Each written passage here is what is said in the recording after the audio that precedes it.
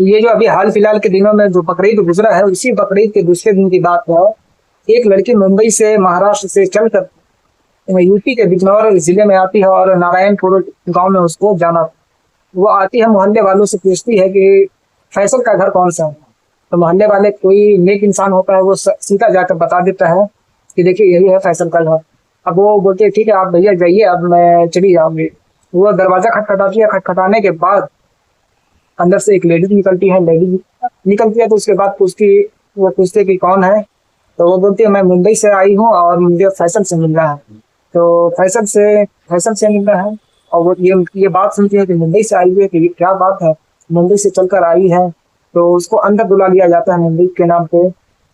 अब वो अंदर बुलाकर पूछते हैं कि वहाँ माजरा क्या है, बताइए। तो बोलती है कि मैं फैसल की होने वाली बीवी हूँ और आपकी होने वाली बहू। उनका तो दिमाग खनक जाता है कि ये क्या। ये मन ही मन में सोचे कि ये 35 साल की लड़की लग रही है और मेरा बेटा अभी तक 20 साल का है। फैसल की माँ दौड़े दौड़े जाती है फैसल के कमरे में और पूछती है बेटे से कि एक लड़की आई है मुंबई से, क्या तुम्हारा क्या संबंध है उससे। तो वो बड़ा हैरान होता है कि मुंबई से लड़की, और पूछता है नाम क्या है उसका। तो नाम बताती है सना। तो उसका तो दिमाग खराब हो जाता है कि 1500, 1550, 1600 किलोमीटर चलकर वो मुंबई से यहाँ आ गई मेरे घर पे। और मेरे घर का पता उसको कैसे चला, और पता कौन बताया उसको। बड़ा ही हैरान होता है। और हैरान होने के बाद वो जाता है, उससे मिलता है। मुलाकात करने के बाद बातचीत होती है। बातचीत करने के बाद उसको बोलता है चलो तुमको जंगल की तरफ तुमको घुमा कर लाते हैं। तो वो तो बड़ा खुश हो जाती है, गदगद हो जाती है अपने तरफ से कि बड़ा जंगल आज घूमने का मौका मिला है। तो वो और ये नहीं जानती थी कि आज उसका आखिरी सफर होगा ये। वो फैसल उसको ले जाता है जंगल में, और जंगल में वही गन्ने के खेत में उसका गला घोट कर मार देता है। मारने के बाद वही इसी गन्ने के खेत में उसको दफन कर देता है। दफन करने के बाद वो घर आता है तकरीबन शाम में 7-8 बजे। तो उसके घर वाले पूछते हैं कि वो कहाँ गई। तो ये बताता है कि वो उसको मैंने बैठा दिया ट्रेन, अब वो घर चली गई। अब ना उससे मैं शादी करूंगा ना वो मुझसे शादी करेगी। ये कहकर वो टाल देता है। और बात को घर वाले भी सोचते कि हो सकता है कि वो चली गई होगी, इसी की जान पहचान की थे।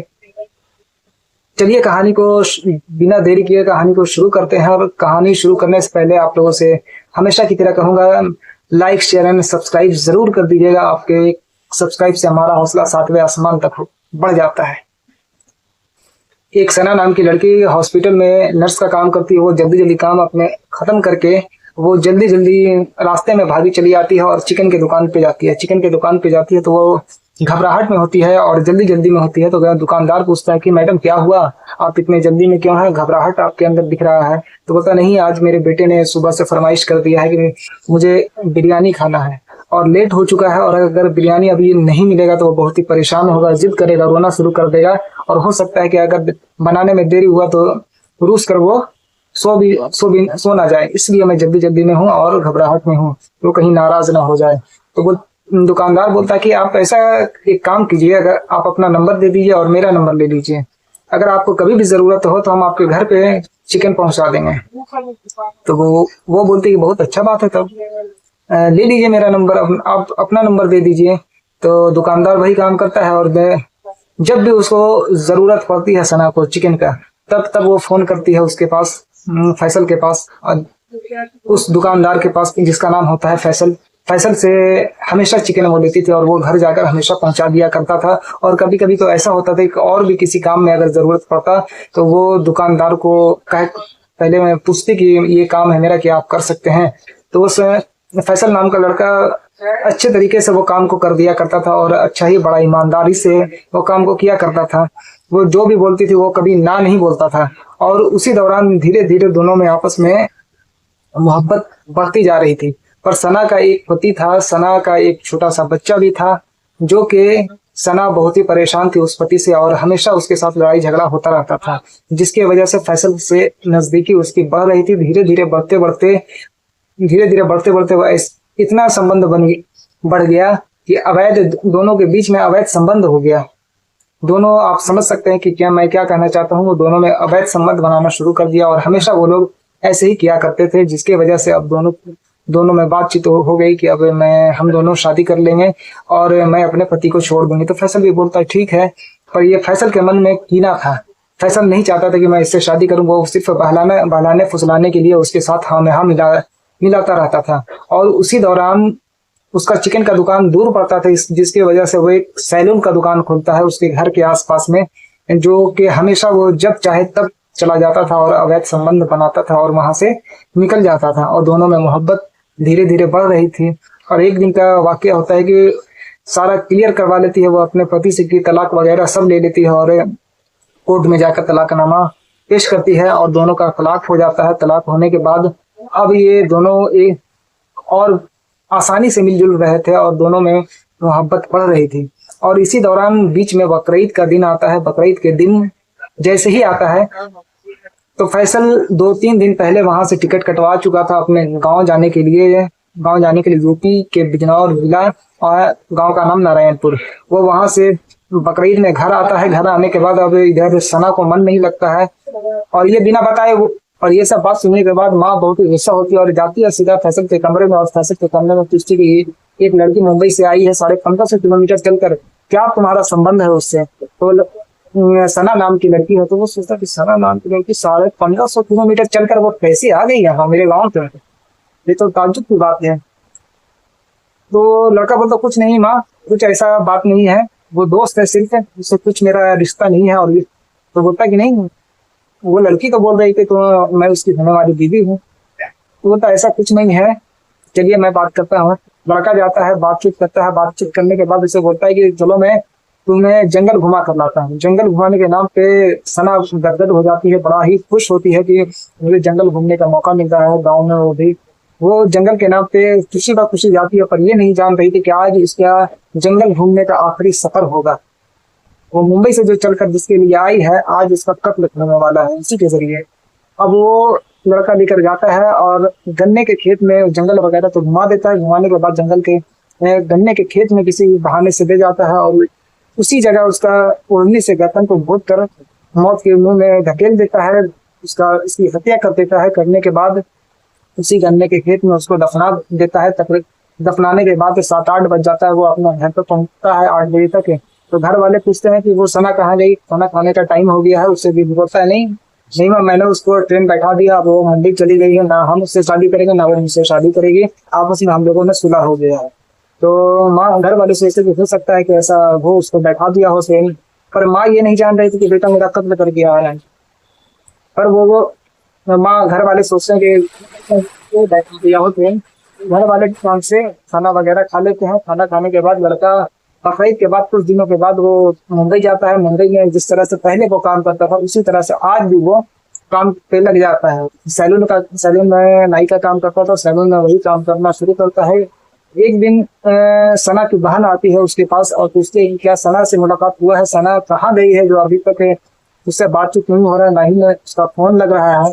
तो वो बोलता मुझे भी नहीं मालूम है कि सना कहाँ गई है, अभी तक उससे मेरा मुलाकात भी नहीं हुआ है और बहुत दिन हो भी गया, मैं भी खोज रहा हूँ उसको। तो घर वाले, उसकी बहन बोलती है कि नहीं आई है तो चलो देखते हैं उससे कहीं और पता करते हैं। और भी रिश्तेदारों में पता किया जाता है पर उसका पता नहीं चल पाता है।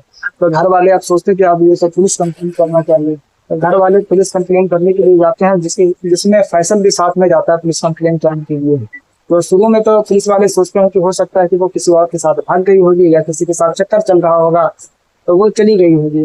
पर बहुत ज्यादा घर वालों के दबाव पड़ने के बाद बार बार वो लोग पुलिस थाने में जाकर बैठे रहते थे, जिसके वजह से पुलिस पर भी दबाव पड़ता है। वो फिर से जांच पड़ताल में लग जाता है। लगने के बाद सारा रिकॉर्ड खंगाला जाता है। खंगालने के बाद लास्ट लोकेशन उसका निकाला जाता है उसके नंबर का। तो पता चलता है कि ये तो लास्ट लोकेशन बिजनौर का आ रहा है और वो भी नारायणपुर गाँव का। तो पुलिस को उसके घर वाले से पूछते हैं कि क्या बिजनौर में कोई रहता है? तो घर वाले बोलते हैं कि बिजनौर में तो कोई नहीं रहता है। पर सना की बहन बोलती है कि हाँ, अब वो ये तो फैसल का शायद घर वही है। तब पुलिस को शक होता है कि ये बंदा तो यही किसी का खेल सारा लगता है। उसे बुलाती है पुलिस बुलाने के बाद बहुत मारपीट होता है उसके साथ। मारपीट करने के बाद वो सच भी गलता है। उगलने के बाद बोलता है कि हाँ सना मेरे घर पे गई थी जो मुझसे शादी करना चाहती थी, मैं भी उससे प्यार करता था और हम दोनों के बीच में अवैध संबंध भी बने थे कई बार। तो बोलता है तुमने क्या किया, ये बताओ कैसे कैसे क्या हुआ, सारा माजरा बताओ। वो बताता है कि वो मेरे घर पर पहुंच गई थी शादी करने के लिए, बोल रही थी 29 तारीख बकरीद के दूसरे दिन वो मेरे घर पे पहुंचती है और मेरी माँ से कहती है कि मैं उसकी होने वाली बीवी हूँ। और वो जैसे ही आती है मेरे घर पे, मैं उसे जंगल घुमाने के नाम पे ले जाता हूँ और घुमाने के नाम पे मैं उसे जंगल में ले जाकर गन्ने के खेत में उसका कत्ल कर देता हूँ। उसके वहीं से उसी का गला घोट देता हूँ। इसके बाद उसको गन्ने के खेत में ही मैं दफनाकर घर चला जाता हूँ। ये सुनने के बाद पुलिस को थोड़ा सुकून मिलता है कि अब तो कातिल का पता चल चुका है और उसके घर वालों का रो रो कर बुरा हाल होता है कि ये अपने पति को छोड़कर ये इसके पास चली गई थी और वो भी तलाक वगैरह सारा चीज ये ले लिया था किसी, और आज जाकर इसका मौत हो गया। बताइए, वो भी कत्ल हो रहा है। ये बहुत ही दुख की बात है। तो पुलिस अब उसको अपने कस्टडी में लेती है। कस्टडी में लेने के बाद उसका माँ बहुत ही धुलाई होता है। धुलाई होने के बाद इसको अब कोर्ट की तरफ से फांसी की सजा सुना दी गई है। अब फांसी की सजा देखिए कब तक होती है, फांसी का तारीख अभी तक नहीं आया है, होगा। पर जो भी फैसल अंसारी ने किया ये सरासर गलत किया। और अगर उससे शादी नहीं करना चाहता था या अगर संबंध भी उसके साथ नहीं बनाना चाहिए थे, ये सब समाज में गलत मैसेज आता है और जो बच्चे सीखते हैं इसी यही सब चीजों से, और सीखने के बाद वो गलत राह पे निकल जाते हैं। ये सरासर गलत है और ऐसा नहीं होना चाहिए। मेरा मकसद किसी को तकलीफ पहुंचाना नहीं है, सभी को रूबरू कराना है, क्योंकि अभी समाज में ऐसे हालात हो चुके हैं, बनते हैं कि लोग परेशान हो जा रहे हैं और कई सारे लोगों का कत्ल हो जा रहा है, जिसकी वजह से आप भी जागरूक रहें और सतर्क रहें। आपसे गुजारिश है कि आप हो सके तो आप हमारे चैनल को लाइक शेयर एंड सब्सक्राइब जरूर कर दीजिए।